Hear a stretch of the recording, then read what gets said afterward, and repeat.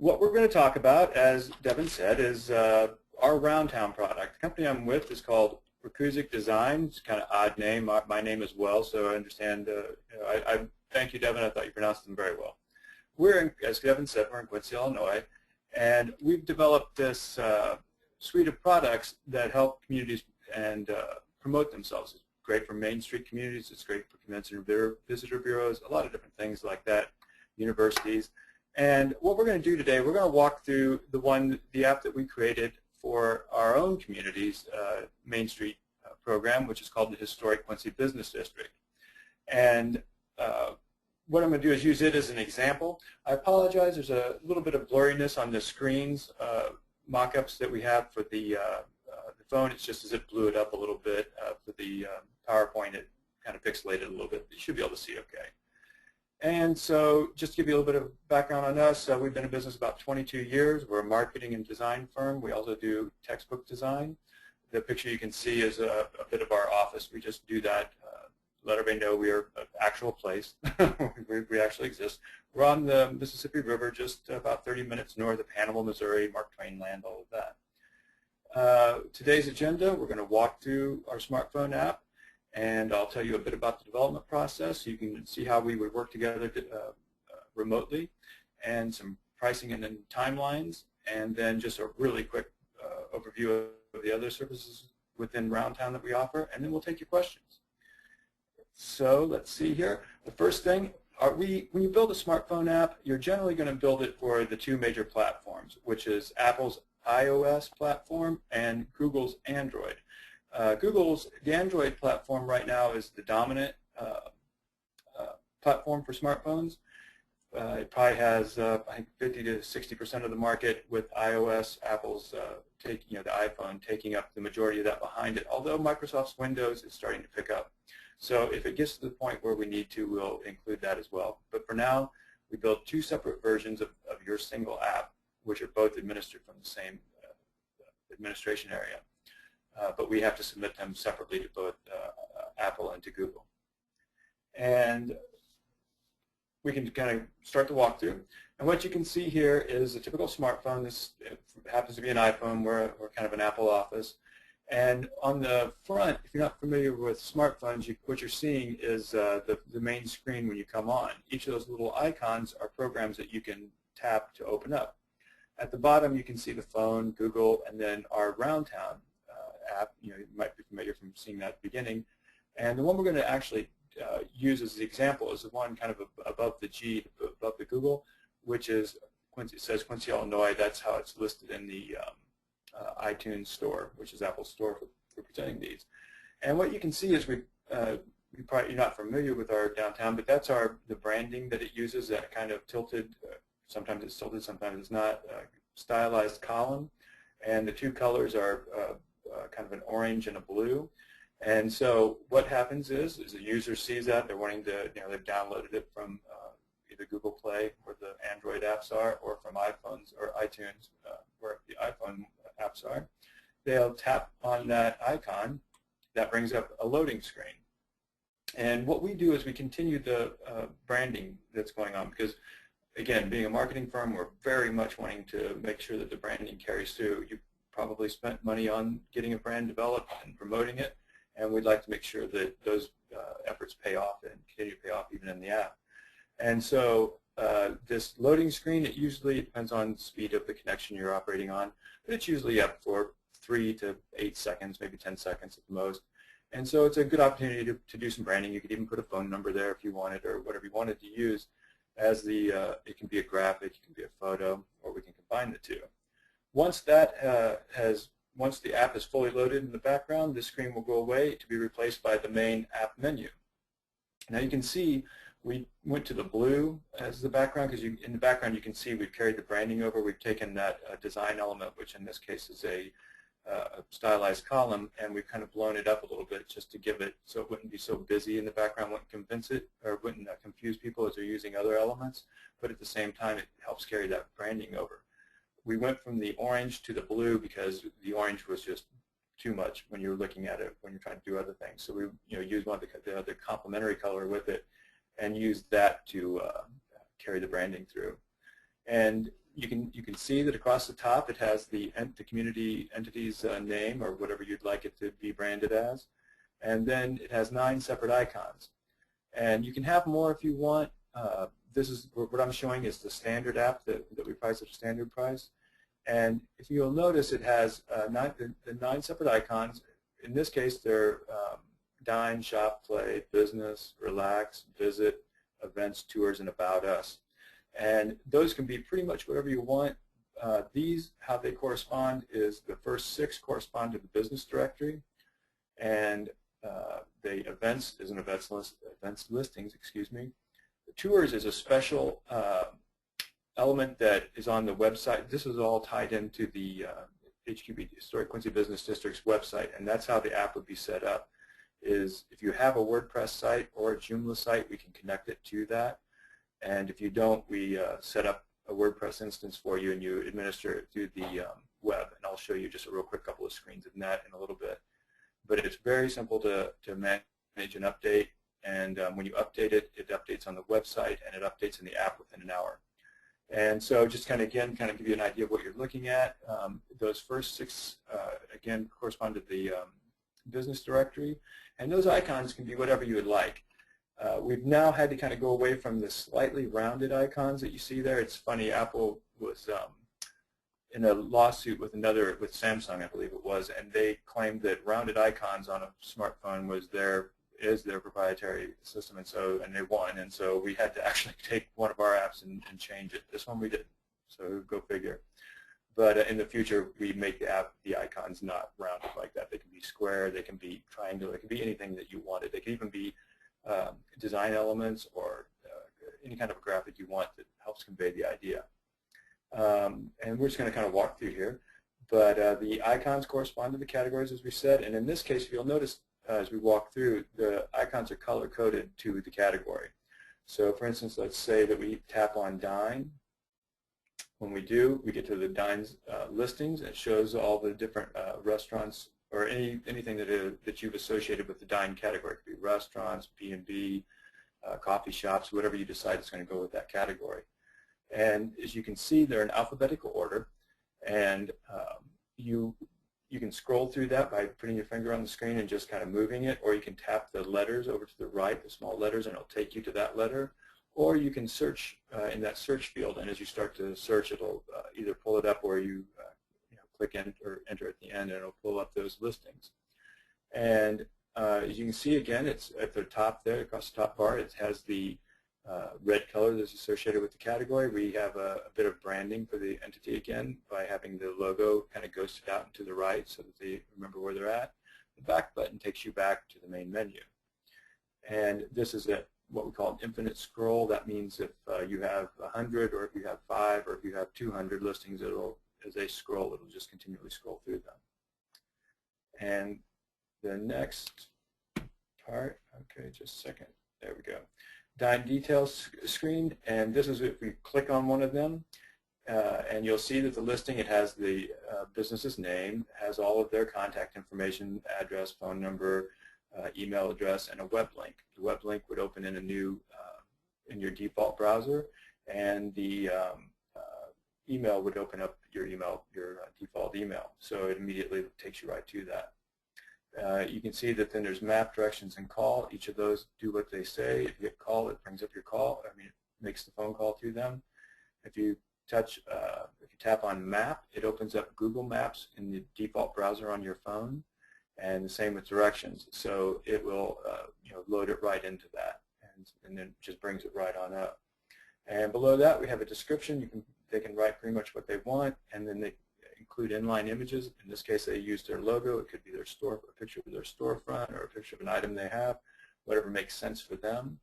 And if this were live, you could scroll down and you can have as much text as you want, because again, this is being fed by a WordPress backend that's should also be driving the website or populating the website. And so you can have quite a bit of content in there. They can put coupons. We have that's one of the things that more of our fellow businesses are doing. They're putting a coupon in there.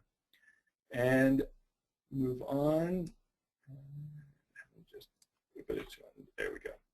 And this is if we had went back to the menu screen and then clicked the events listing screen. And as you can see, it's set up very similar to the categories. And what it does is it defaults to today's date or the closest date to the day, shows what's coming up, and you can scroll through those. Those are, again, an infinite scroll. And it has all the same other elements. You know, it tells you what screen you're on. You can go back, it shows the branding. And when you, to go on, excuse me, there we go. Sorry, I apologize. Okay, it's now running its own thing. 1 second, please.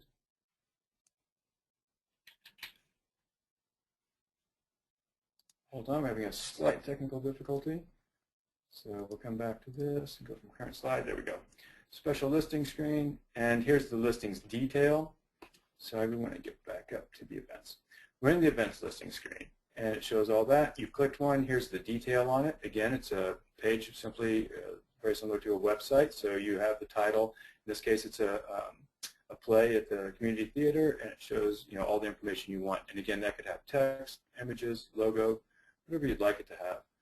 And after that, we will take a look at a special listing screen. Now this one, it was interesting that the district had an intern come in and go around and take information on a bunch of different historic buildings in town.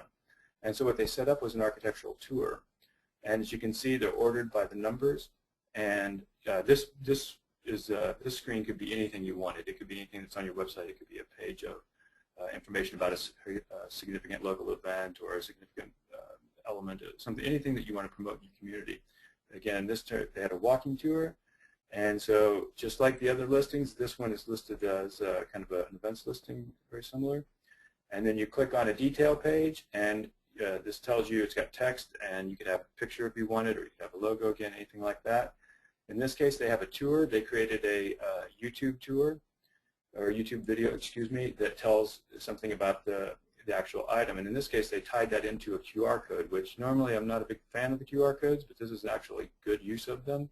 What they did was they have a QR code for each of the buildings, and they're on a plaque out front. When you come up, you scan it with your smartphone, and it will take you right to that page for that. In this case, the Dr. Eel's house. He was a local, he helped set up the Underground Railroad before the Civil War. And so this tells about all the things associated with that. When you click, or when you tap Start Tour, it takes you onto your YouTube, whatever, if you have the YouTube player embedded in your phone, or if not, it loads it on in a browser. It uses your YouTube channel, so it's, again, it's kind of branded to the Historic Quincy Business District, has some information about it, and it just plays the video as it normally would for the folks when they're looking at it.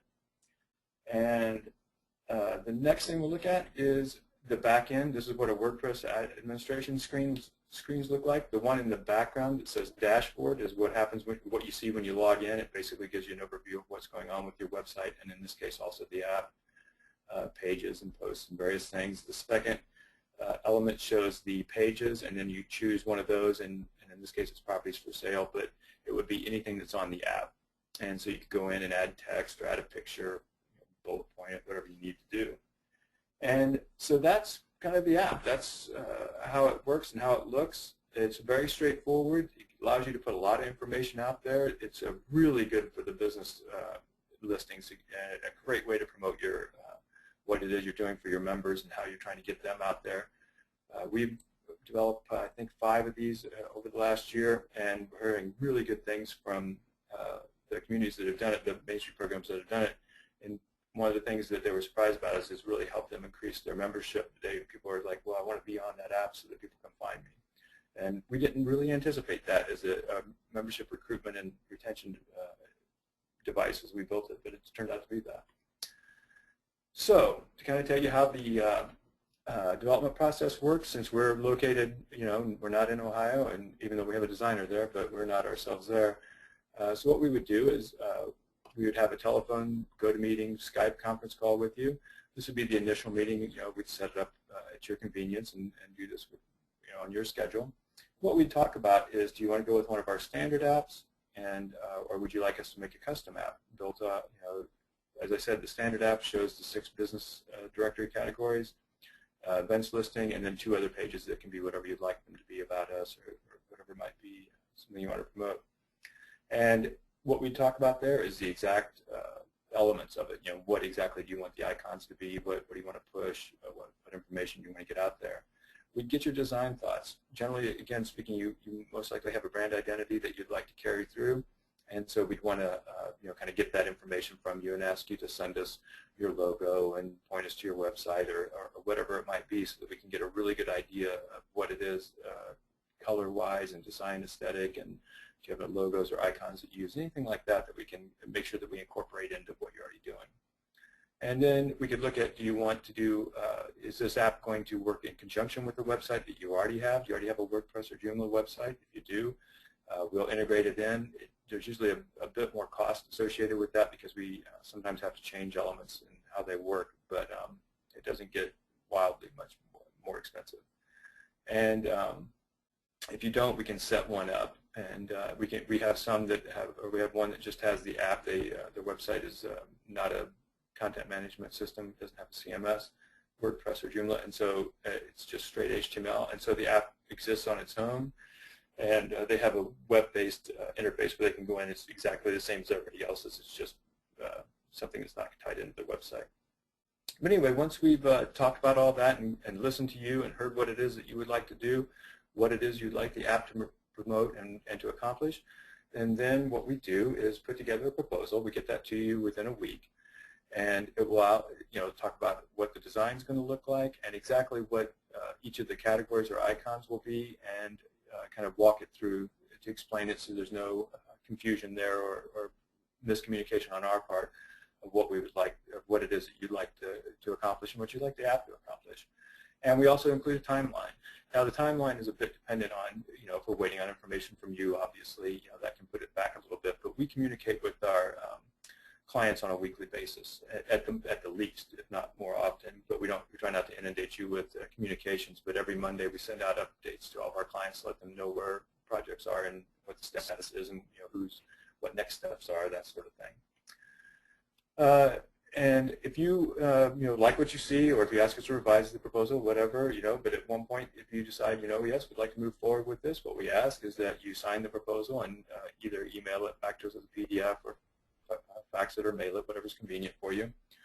Mail us a check for the first third of the total cost, and that way you still have, what we try to do is make it in thirds so that everybody has we can kind of cover our costs, but at the same time you still have some leverage so that you don't feel like this is ever left out there hanging and you have no option, no way to kind of hold us accountable.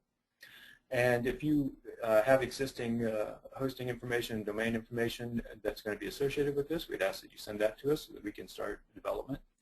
And then we put it into our schedule. We're usually about a week to 2 weeks, depending on volume, from when we can actually start development. And after that, you'll get as soon as we get the proposal, you'll get a weekly update, and you can contact us at any point, phone, email, whatever is most convenient. We're always here.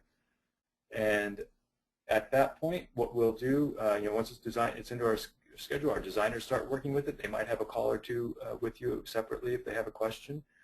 And what they will do is they'll deliver a design proof.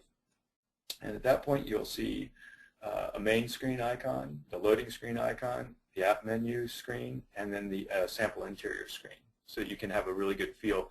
And what it'll do, if you take the standard, for instance, it's going to look very similar to what we walked through earlier, although it'll all be branded to you and colors to you and icons that are specific to what your needs are. But other than that, it'll look very similar. And either you approve the design or you ask for some revisions. Usually we get it pretty close off the first go, and then if not, you have 2 rounds of revisions that you can use to where we'll get it closer and closer, and usually it's not a problem. We very rarely go over that, even with non-Roundtown projects that we do. We do apps for other things as well and do websites and design work outside of this. And so once you've taken a look at it, you like or don't like, we've revised it. At one point you're going to approve it ideally, but while this is going on, we're also going to have our programmers working on the other side. They're going to be looking into the hosting setups, configuring and installing WordPress, and then they'll actually start the app development side. On iOS, it's done, I believe, using Java language, and Android is done using C or C++. These are different programming languages. And what they do is they just kind of walk, that's how the app is actually built. And that ties into your hosting to your website, or I mean into the website or the app backend. And once you have taken a look at the design and approved it, we ask for where we ask for the second 1/3 payment. And again, that's just kind of to keep our costs covered as we're building through, and keep something on your side that leaves 1/3 of it left for you, so you feel like you have something to hold us accountable till the end. And at this point, when the design is approved, we'll integrate that in with the programming in the back end, and that takes a little while. And as they're doing that, once that's all done, we'll then test it in-house and try to break it and find any errors and find out what's going on. And we'll do all of that.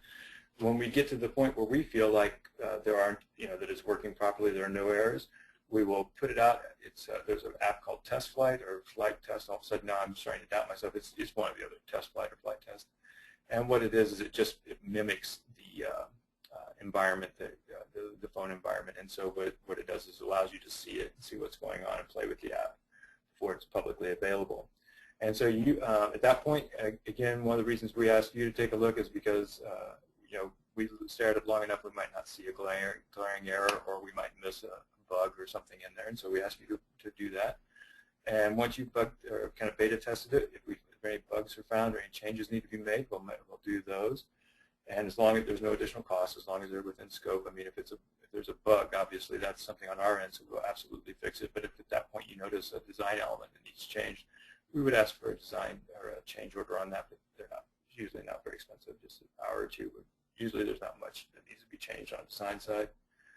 And at that point, when you approve it and say, yep, it's working as we wanted it to, and it looks like what we want it to do, we will then submit it using our accounts to the Apple Store or the iTunes Store, which is Apple's. Now that can take up to 4 weeks.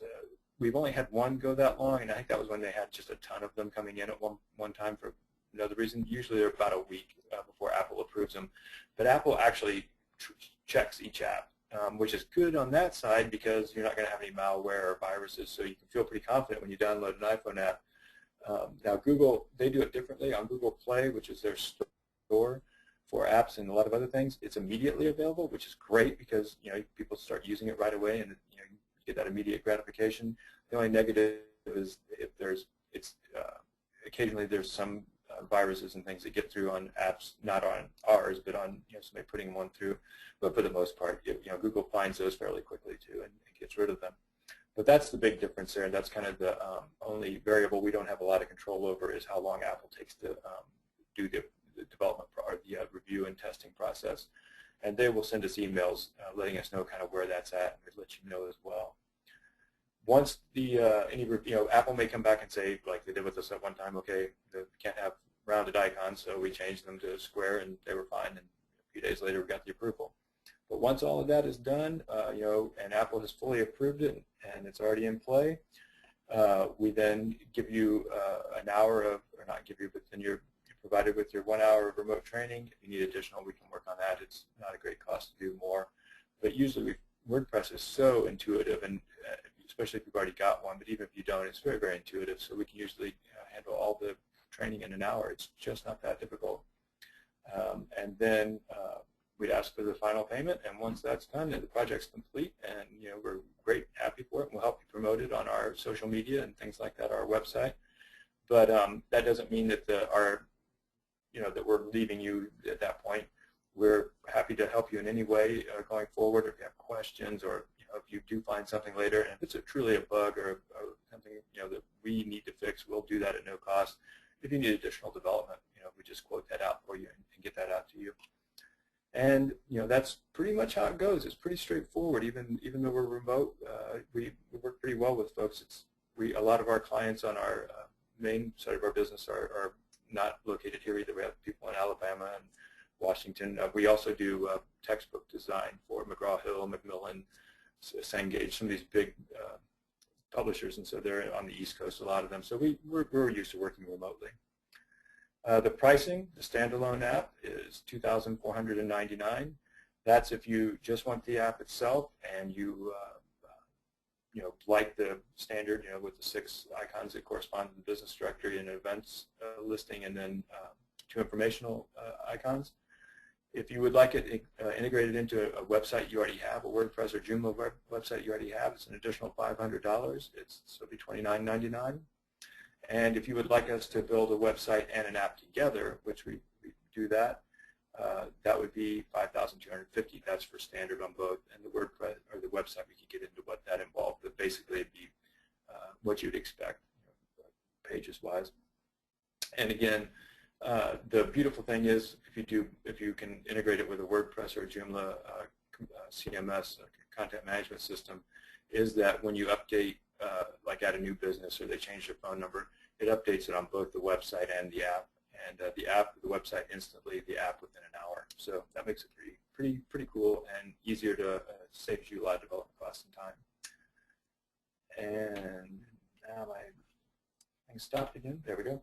Timeline, standalone apps, about 8 weeks, and we put this in the proposal. And again, it's I say about because it's dependent on how quickly we get things from you and how quickly we can move back and forth. And that's leaving aside what Apple might do. If they take 3 weeks, that would add a couple weeks to this time. If you want us to do an app plus an existing website that you have and integrating it in, that's about 9 weeks. And app and standard website would be about 10 weeks. Custom adds just a week or two to it, just depends on what's going on. Sometimes it doesn't add anything at all. It's all dependent on what the scope of the project. You can see a few of the apps that we've done on the screen now. Ripley, West Virginia, Bedford,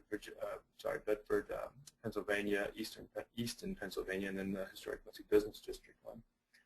And so those just kind of give you an idea. You can see some of them very similar, and others of them wanted a little bit of a different design. We have just working on one now that's their interface looks quite a bit different, and but we can do whatever needs to be. And then just to give you just a real quick idea of what else we can offer, we have, there we go. This is what we've done for the Historic Quincy Business District. We did their logo. We helped them with various branding campaigns, and that's where those colors correspond to the icons. Do brochures for them. I've done various other things as well. And this, so a lot of identity and a lot of signage work. This was the Illinois Main Street Conference last fall. We did all of the elements of that, everything from printed materials to way signage to the logo and just pretty much everything that was associated with it, stand-up posters and things like that. And that was pretty fun.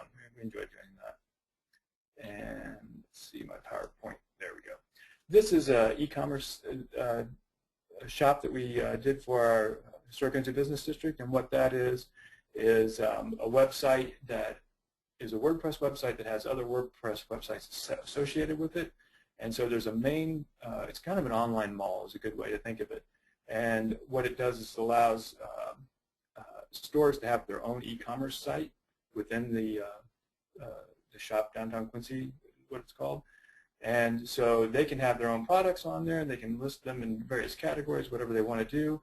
And then that integrates into the main store as well, so that people can go in there and shop by category and say, hey, I'm looking for everything. In this case, the condiments or hot sauces or whatever, and it will pull up everything that's in there. So it's pretty cool because each one of the businesses can have their own e-commerce site. And what it's kind of an incubator accelerator. It's to help businesses that aren't ready to buy a full e-commerce site for themselves and spend the money, which they start about $5,000 and can go quite a bit higher.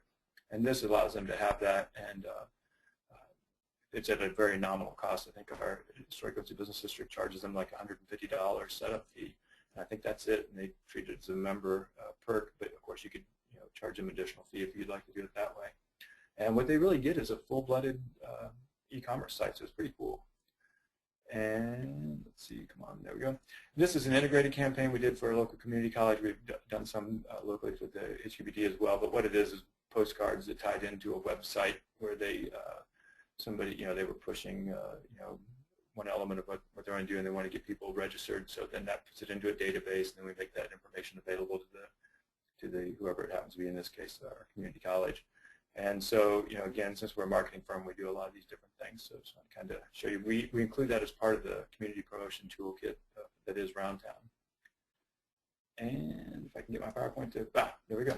So thank you very much for your time. And if you have any questions, I'd be happy to answer them. Thank you, Dean. And yes, please start sending in your questions. I see that we have a few of them now, so we'll get started with those. So the first question is, why would somebody want to use a application like this versus just allowing businesses to load up their information on a website like Yelp? Mm-hmm. That's a good thing. There's a couple of reasons. One is that it helps you as the community brand yourself and brand each of the businesses within it and kind of connect them all together so that you're an entity. If you're on a Yelp or a thing like that, which Yelp is a great place to be, by the way, the thing is that it doesn't help kind of cross-pollinate the other businesses in the area, and it doesn't allow you to brand it the way you completely have control over the branding. The other reason is that apps, as opposed to websites, they work exactly, they're built for the platform, for the phone itself, and so they'll work in a native kind of environment and you have control over the presentation. I'm a big web person myself, and so I have, in my mind, there are certain things that apps make sense for, like in this case, I think they're really great for. It's a great way to have it right in front of you. Excuse me. But there's other times when just having a website is enough, and it just all depends on what it is your goals are that you're trying to do. In this case, we think that making all of the business listings very easily findable, discoverable, and displaying them in an easy native format is the best way to go, and integrating the mapping and the directions and the phone, it just seems like a natural for an app. Thanks, Dean. Our next question is, once some of the communities you've worked with have developed the app, were there some strategies that they use or you suggested for them to get the app out to the public to promote it? Absolutely. What we encourage them to do is, in all of their communications, to make sure that they mention it, just so that it's constant, never present in people's minds, and to including using it in their signature file, a link to download it, because it can be a little bit difficult on both iTunes and Google Play finding a particular app because there's just so many. And so what we do is we encourage them on their website and their email signature files, any kind of communications they do, to have a link to that, or to encourage people to go to the website to get to that direct link to take them to it. And then one of the things that a lot of them do when they send out an email newsletter, they'll make sure that they have that link always kind of persistent there and some sort of strong call to action.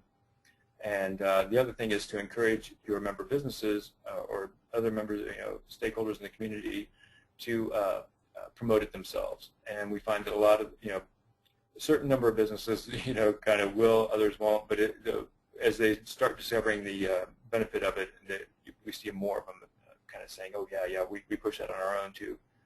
It helps us, helps everybody. So any kind of, you have to almost treat it like you do a website. You built it, now you need to push people to it. It's kind of like a bank opening up a new branch. You just have to promote it the way that you would do anything else. If you have TV spots on, you might want to say the same thing. Hey, go to our website, look for this easy to find icon to download the app. Thanks, Dean. Mark has a question on QR codes. What's your view of using QR codes? Well, like I said, or kind of alluded to, I really like this idea with the tours, how they tied that in, because when you scan the QR code, it actually takes you to something of relevance. And if it's that type of if you're doing something like that where it's really relevant, I think they're fantastic. Otherwise, I think they're just not very useful. I find myself scanning apps almost out of, just wanting to see, okay, you're going to take me to a website, aren't you? Or you're going to make me call you right now when I didn't expect that, which are the two kind of most often most often uses of QR codes. But in the short, I'm not real fan of them unless they have a really relevant use that they're being done for. Thanks, Dean. Christy has a question on the web address. I'm just going to assume, Christy, you were Google searching for it. She said she found roundtownsmartphoneapps.com. Is that the correct address? We might have that as another one of our domains. I apologize. Somebody else kind of handles the domain purchases, but the main one is roundtownapps.com. But I will look and see if I pull it up right now, but I'm afraid I'd mess up this GoToMeeting, and I don't want to do that. But roundtownapps.com will take you to it. Our main company website, rokuzik.com, also has a link to it, and that's rokusek.com.